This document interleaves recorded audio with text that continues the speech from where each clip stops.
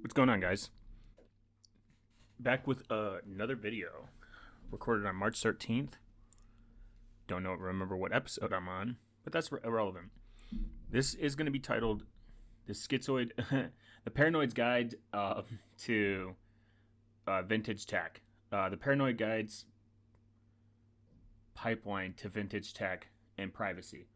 Now, I'm starting to realize that sometimes older vintage tech, non-internet connected tech, even less outdated, like maybe consider outdated tech, is becoming somewhat of an interest of mine. I mean, I like film cameras.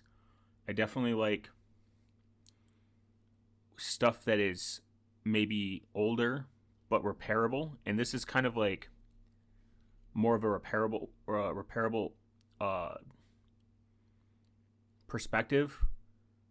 This is why I like using older tech, because generally it's fixable, or if it's not fixable, it's at least inexpensive to replace. And there's no subscription, there's no connection to the internet, you have to pretty much only use this proprietary X, Y, and Z. I know there's obviously some vintage tech that it is like that, but that's one of the problems. Is we're now in an era where being able to fix stuff is not really a thing. It's becoming increasingly much harder, and I don't like that. One of the things is I've come across like channels that like glorify old tech, and they realistically don't nearly understand. They don't nearly understand in a sense that this is coming from like a place of joy, but in reality, it's actually crazy because it's so much easier to fix this stuff. And I don't know. I just think that it's time to start looking at stuff back then versus stuff now. From a usability standpoint, stuff that I've come across, stuff that I use, stuff that I'm planning on using, and maybe give you a look into maybe a future. Maybe look into a future where you have the ability to buy stuff and be able to fix it, keep it, maintain it, and long-term wise. We're going to start with one of my relatively favorite things, especially from a usability standpoint and a repairability standpoint. It's a company called Ploopy. They're pretty expensive headphones, though. I want a shock value. I mean, no shock sticker price. I'm just going to tell you right off rip. They're $250. They're not portable. It's not meant for portability. Ploopy is an open source 3D printed printable company. They make pretty much hackable hardware and hackable devices, and repairable and 3D printable. They have a mouse, open source. It's $120. Would I pay that much for a mouse? Probably not. But I get it. But they give you all the stuff to do it. All right, hey, here's everything. Now, they obviously made the software and everything, but a lot of this stuff is supposed to be, hey, you can fix it in case it breaks. And that is something that you have to keep in mind. Now, Ploopy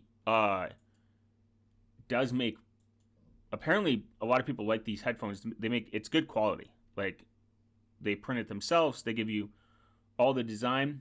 It comes with an amplifier programmed and tested. They apparently come with a built-in DAC and an onboard EQ, I believe.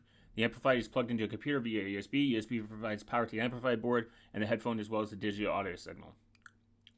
They're not particularly appropriate as they require a large amount of power plugged into them. To a mobile device will likely drain the device's battery quickly. You can still do it though. Try it out. Check it out. You can essentially, like, I would like this for just Graphene OS because I use wired headphones on it, but they kind of suck, and that's a whole nother rant that I could spend 30 minutes bitching about on me just finding inexpensive headphones. What I want to know is why wired headphones cost just as much as wireless. It's fucking crazy. And not even good wired headphones. They're like shitty wired headphones that you get from like Walmart. And it's like they cost the same. And for me to use them with my phone, I need a fucking dongle, which is another insane thing. Like, why are inexpensive devices getting better features than expensive devices? Like, why am I getting a Pixel 9 Pro XL and I end up losing a headphone jack, no removable battery, and the whole point that it can't be water resistant or waterproofed to a certain degree is a bunch of bullshit. It's already been like discussed. So this is like where I want to go backwards. Like, this is like I got an MP3 player, I got a set of like cheap, inexpensive wired headphones, and then I have a pair of wired and / wireless headphones. But they're not repairable. If they break, they're made with cheap plastic. They break. I have to buy another set. Ploopy kind of solves this. They're like, hey, if this breaks, you can 3D print it. We sell replacement parts. We sell it headphone full kit, disassembled. If you want it fully assembled, you pay. So you could technically buy this disassembled for $130. That's reasonable if you got time. Spend the extra $100 if you don't got time. It doesn't look like it's hard to put together. It includes everything necessary to build the headphones and the amplifier. You will have to build the headphones before they can be used. It doesn't look pretty much. You need a Phillips screwdriver, a soldering iron, a solder, tweezers, a glue stick, and scissors. That's it. A lot of people that are comfortable shouldn't really care. So you're paying them to get assembled for you. And if you don't, I like that they give you the option. Just same thing with the trackball. Not fully assembled, and then they have a fully assembled one. $200 fully assembled. No thank you for a mouse. Maybe down the line. I am looking at a fully open source keyboard that's hackable, open source, repairable, you name it. I kind of like that idea, but I digress. So the next, perspective is, why should I care about fucking open source headphones? Well, same thing with your music. Why should you care about owning your music, physical media? You should, because now, you look at it. Oh, what's the average subscription price now? Average subscription price is, where is it? Per year. The average user pays $33 a month for all the apps and subscriptions combined, which includes in-app purchases. This monthly average is $1,000 a year. The average American has 4.5 subscriptions, according to a recent survey. Consumers pay $77 each month, or 924 annual subscriptions. That's fucking insane. That's a lot. Spotify's costs.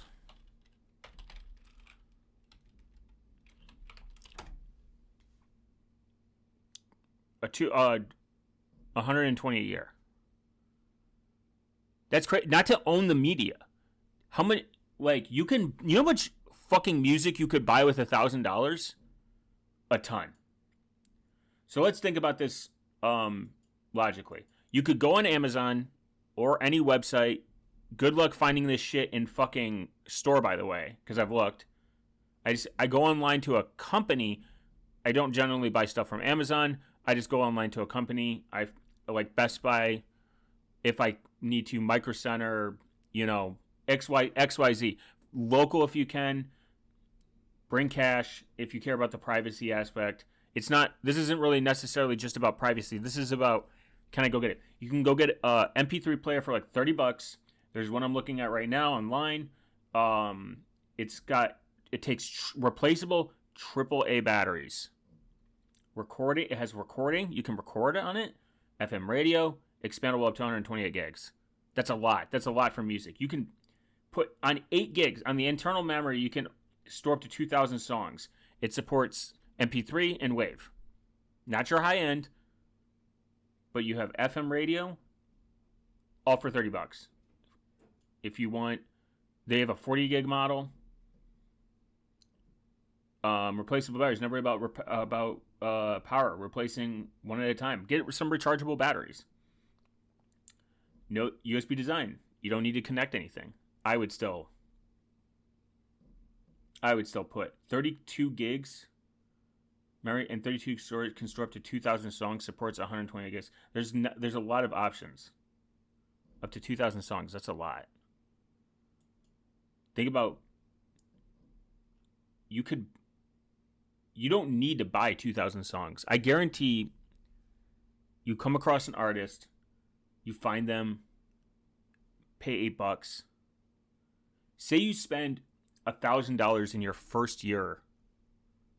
Your first year in music. Average CD price for a full CD, a full album, $20. So, like, what is it? Do I not have a calculator? Online calculator. Wow, I'm retarded. I just like think about this stuff on the fly too, so bear with me. But so if you say average CD price costs $20, and people are spending $1,000 a year on subscription. So if you buy 10, that's 200. You buy 100 CDs. 100 CDs times $20. That's $2,000. So you could buy 50 CDs. 50 CDs, like some songs cost like 99 cents. Like, you can buy individual songs. Digital albums, $8, $20. Some even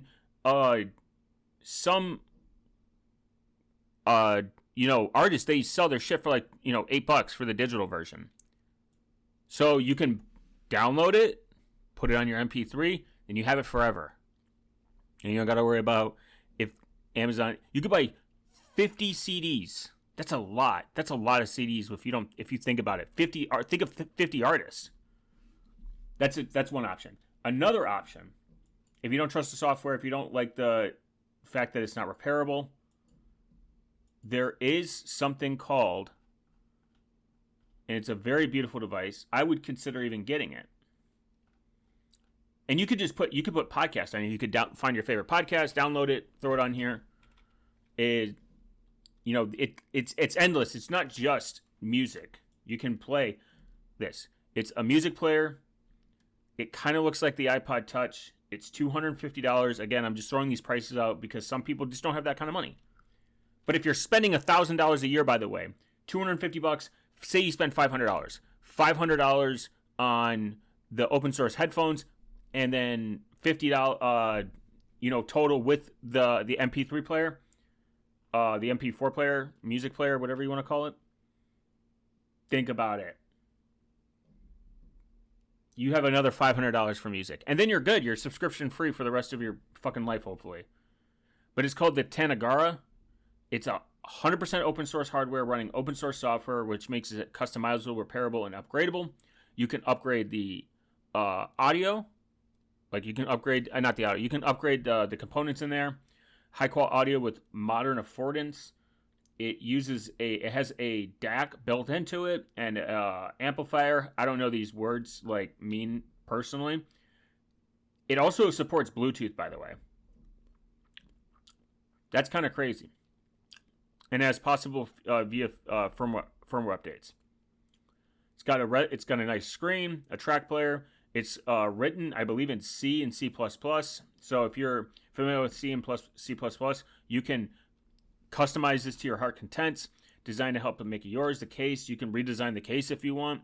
You can make your own case. You can the faceplate. It's got a faceplate. It's battery and storage. It's a standard LiPo pouch cell with 3 pins and a JIS connector. This is pretty much available. You can replace this super easy. It relies on full SD cards, up to 2 terabytes. Free to vast, assuming you don't need that quite much room, obviously. It tells you the technical specs. It's running an ESP32 Wolver eBoard. It supports tons of files. Firmware supports, right now the firmware supports Wave, MP3, FLAC, Opus, and Vorbis codecs. Bluetooth audio supports SBC only, more, power. It's got about a 20-hour battery life, standby battery life of years. It could just sit there and do nothing. So it could just sit there and do nothing and just be good. And then they have Wi-Fi, Bluetooth, Type C. Type C, by the way, fucking based. Yes, it's not a battery, like a physical replaceable battery, like a replaceable rechargeable. It's a rechargeable battery, but they said you can replace it. The RAM in it is decent. It's 8 megabytes. I don't know if more even fucking matters. If you can do MP3, FLAC, OGG, Opus, and more on the way, then you're fine. Dual core CPU. I mean, all that specs are relevant. It's $250 though. It's got support documentation, manufacturer plan.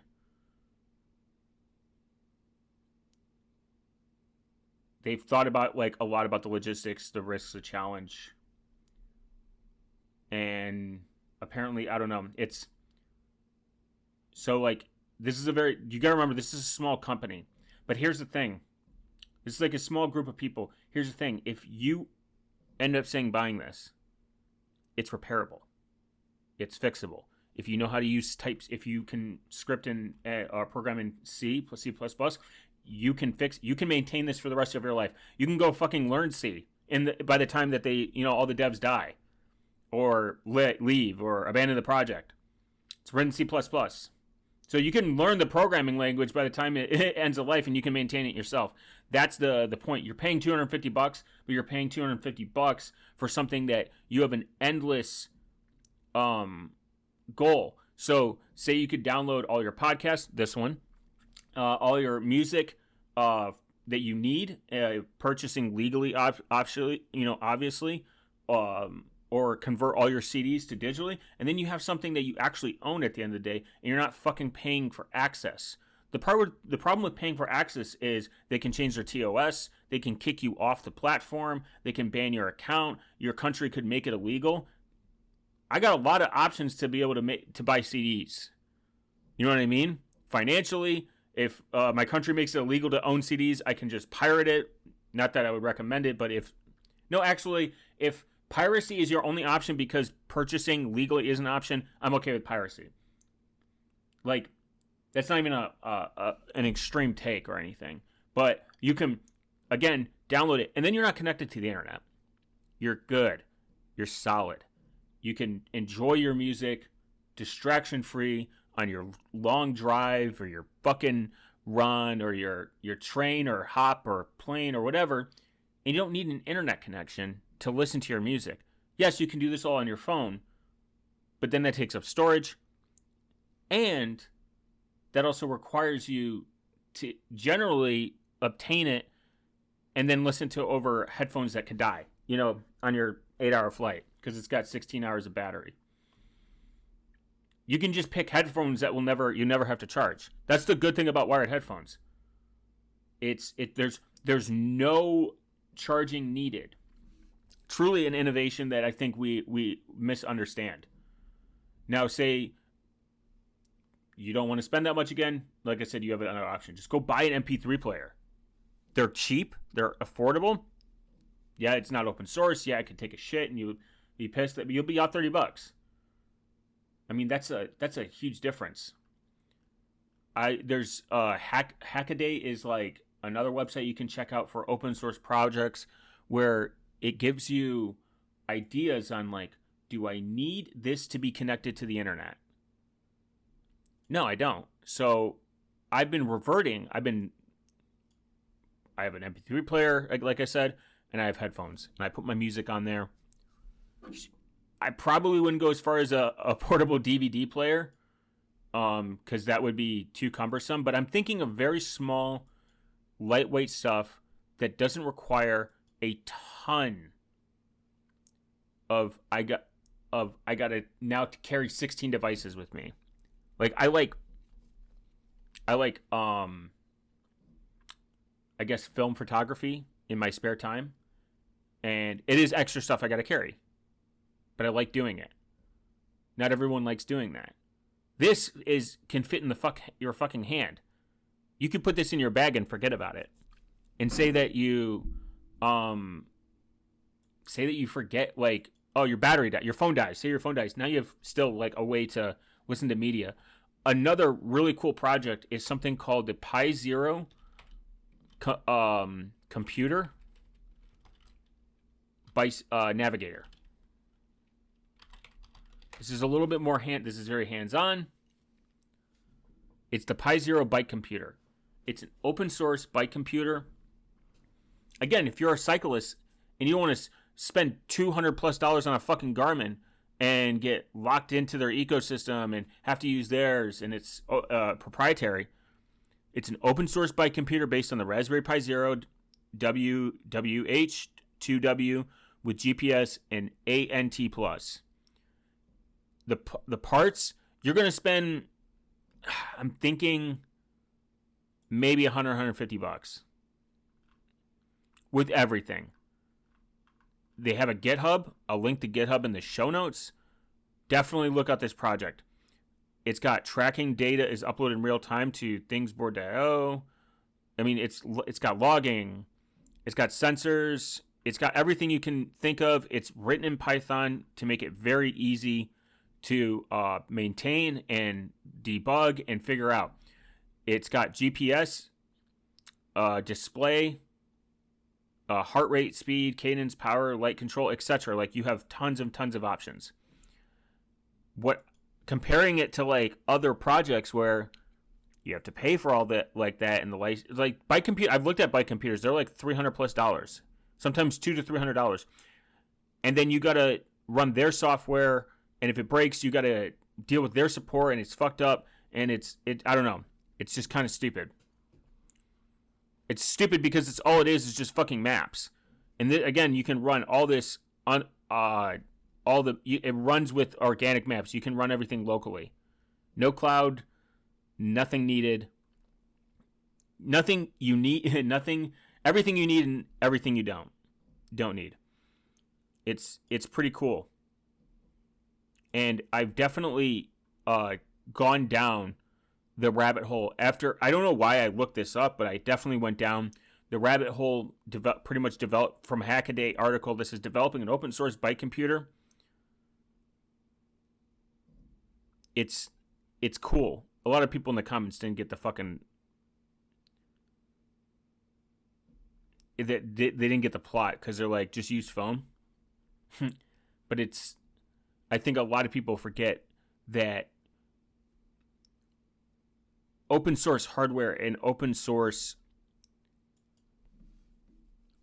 hardware and open source software isn't about as much just as freedom and respecting my privacy. It's more about, I get to take control of my digital footprint. I get to take control of my data.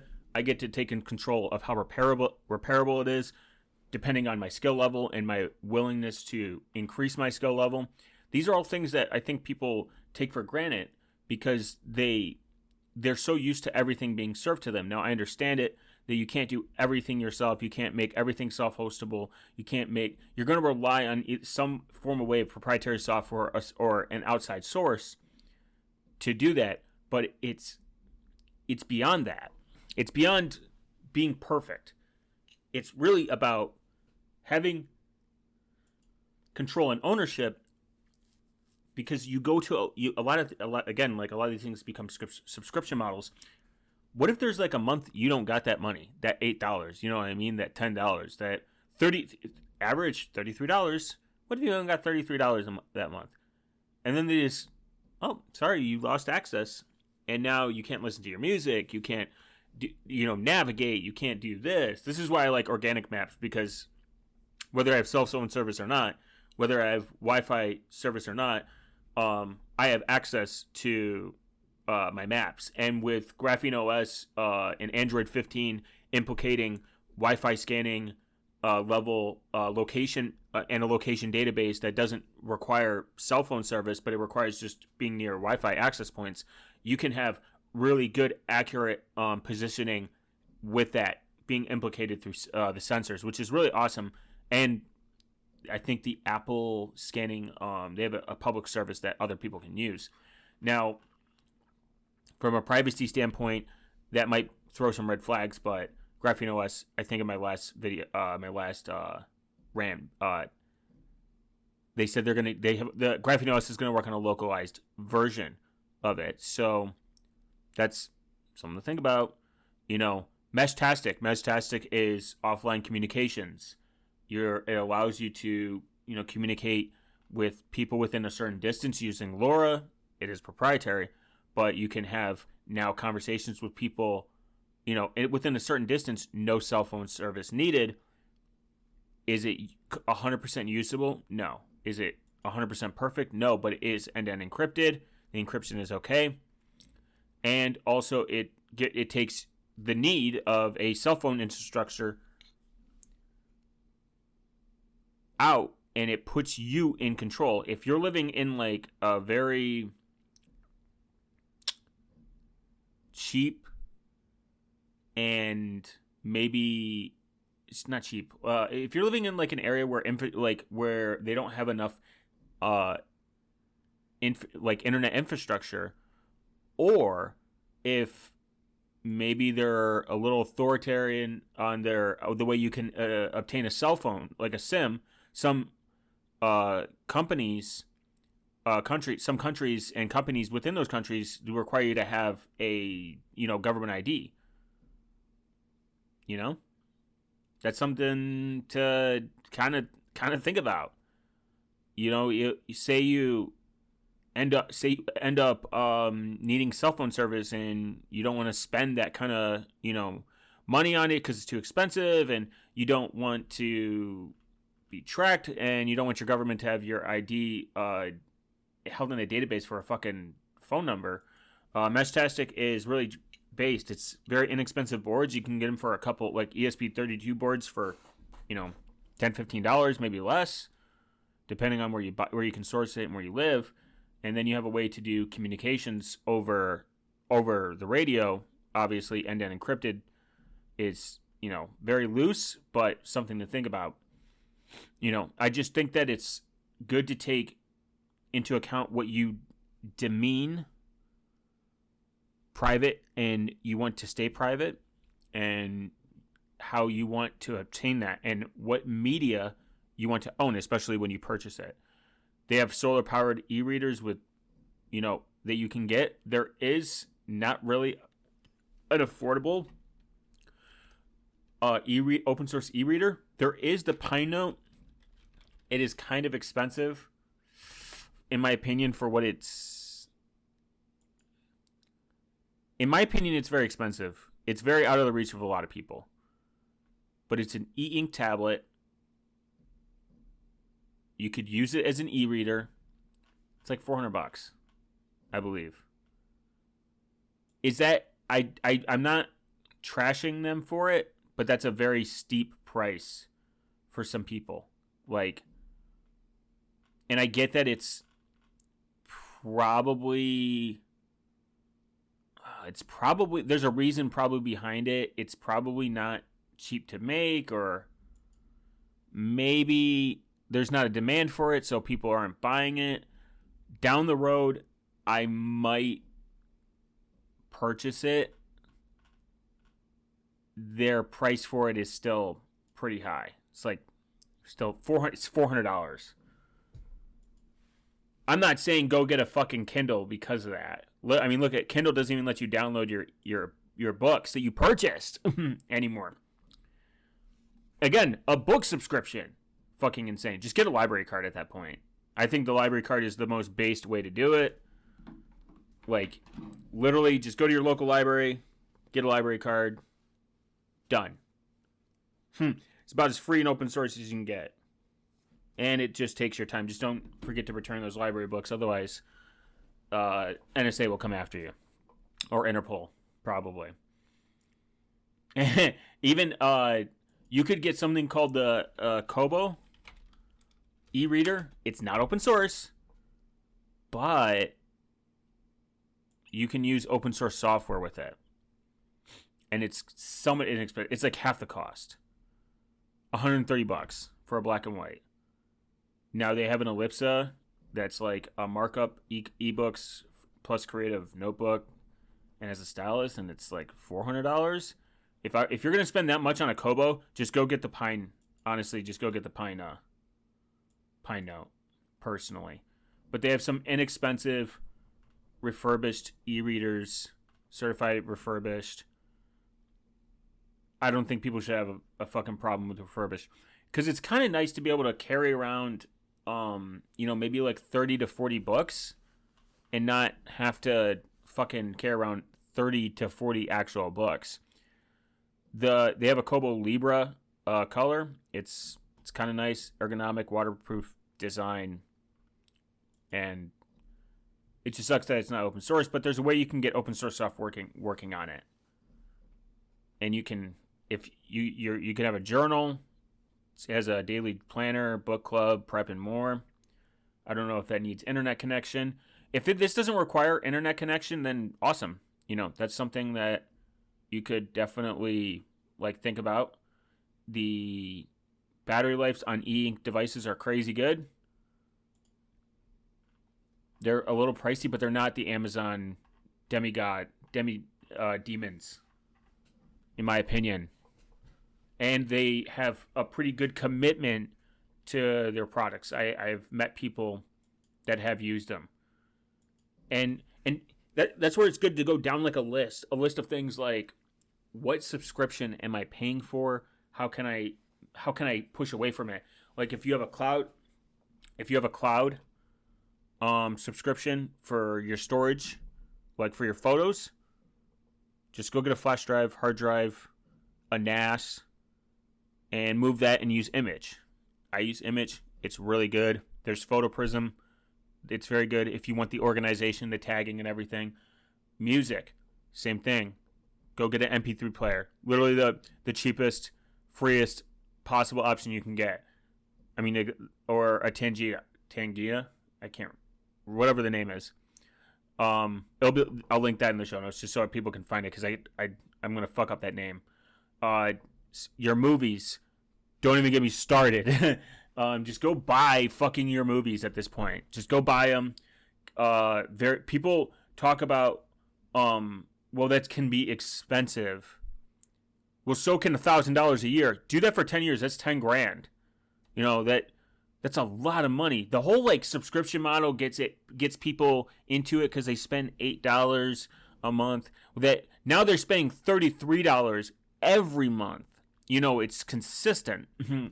It's forever. So that's something that I'm gonna keep driving into the ground. Just what you can go get average DVD. You just go to the fucking dollar store if you have it in your country, or a bargain bin. And again, in most of these countries where these subscriptions are way too fucking expensive anyways, you know what I mean? It's not like they have a choice. If you don't have a financial way to do it, and if there was never a financial plan to get you into that system, pirate it. Literally. They're not going to be hurt that one person from fucking Zimbabwe is pirating their shit. I wouldn't even care if someone was pirating this. Even if I put this behind a paywall and I was charging $5 to get access to it, and someone sent it to somebody in fucking, fucking Brazil, in the poorest city in Brazil, and they got to listen to this, and got them one step to a freer, more open source society, or software in general, or just a little bit of education, I would sleep well at night. I wouldn't fucking cry or hurt. Even if everyone did it, even if it was like it's just a net zero perspective, I think people should have the right to access information, and we shouldn't paywall this. If you're also not making it affordable or easy for me to get XYZ, aka music, aka movie, aka this, in terms of entertainment, then you're essentially just telling me that go fuck myself. And I think that sucks. I think people should have the right to not only information, but should have the right to be able to view this stuff. That's just that's how I view it. I could be wrong. People can say that I suck for it and it's not right and it's lame and it's pee pee poo poo. But you know what? Suck my balls. That's generally how I look at it. Obviously, these companies are making millions and millions and millions of dollars. They're not financially being bankrupted by it. Piracy's been around for a long time, so that's just like my thought process on it. Obviously, if you have the money, don't pirate shit, because that's kind of retarded. Just buy it. You know, there's nothing wrong with buying media. That's just like there's nothing wrong with buying free and open source software. But this is my perspective. If it just makes it difficult.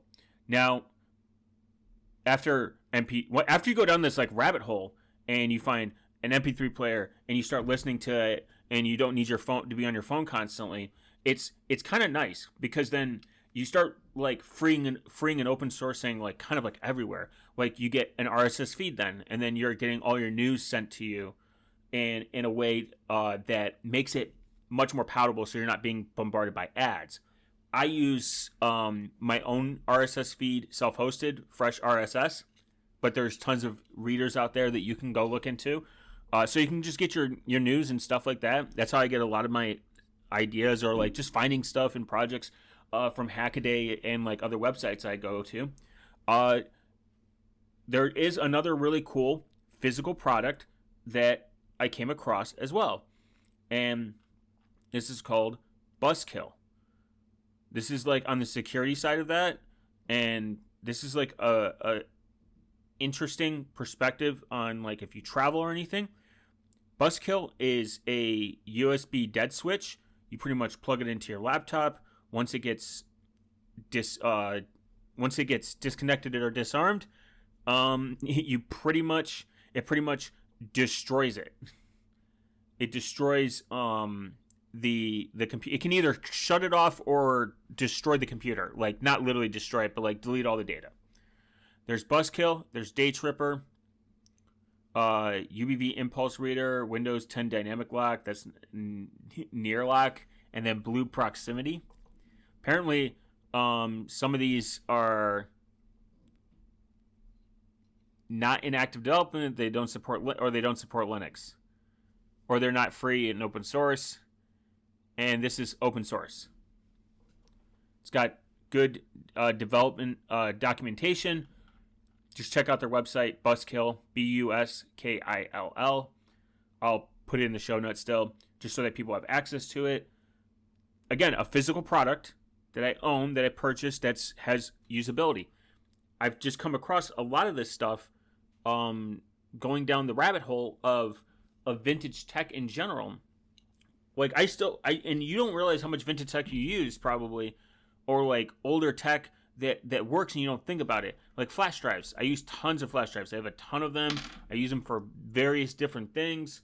I still use, again, like an analog I have a digital camera, but I still use a lot of printed photos, like analog photos, like film photos. I do a lot of film because I like film.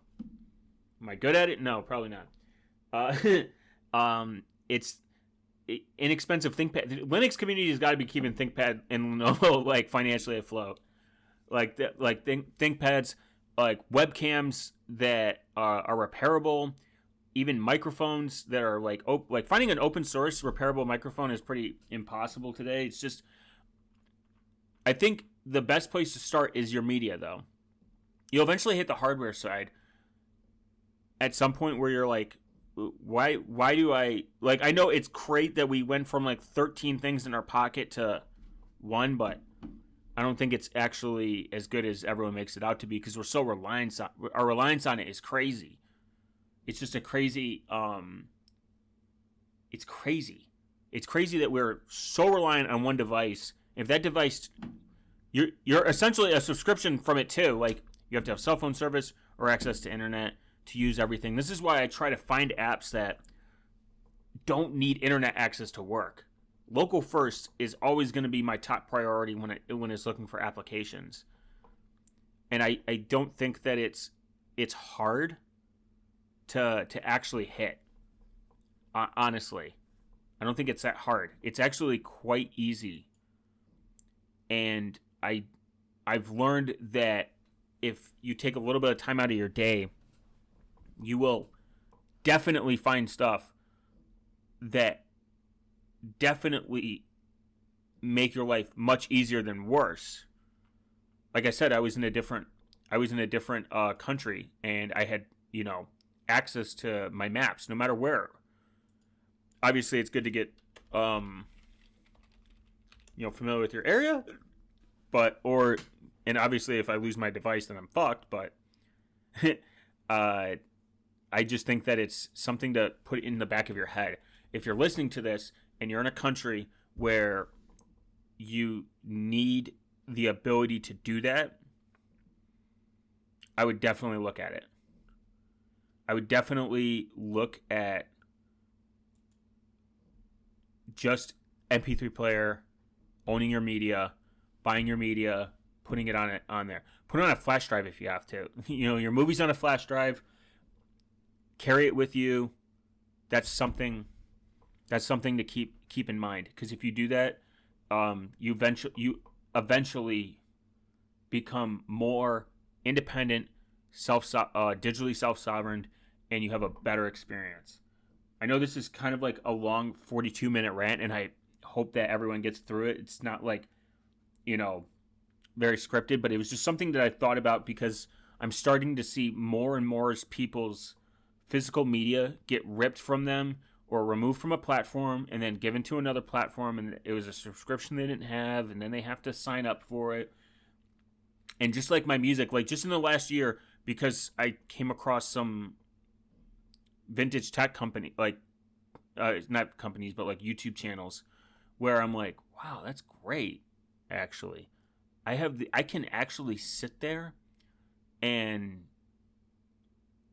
put my media on a fucking pretty much a flash drive, and just have a headphone jack and just listen to it, and I'm just not distracted from my phone, and I'm just listening to music.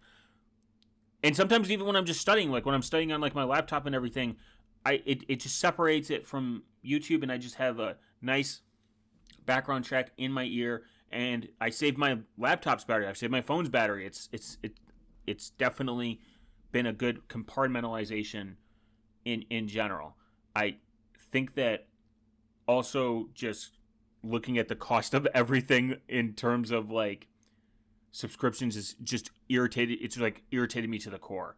So I think that if we start rejecting these companies, they will maybe lower their prices. For the people that want to keep it, look, I have no problem with these digital creators trying to make money, and I understand some of them make a living on Spotify and whatever, but also buying their CDs help them make a living too.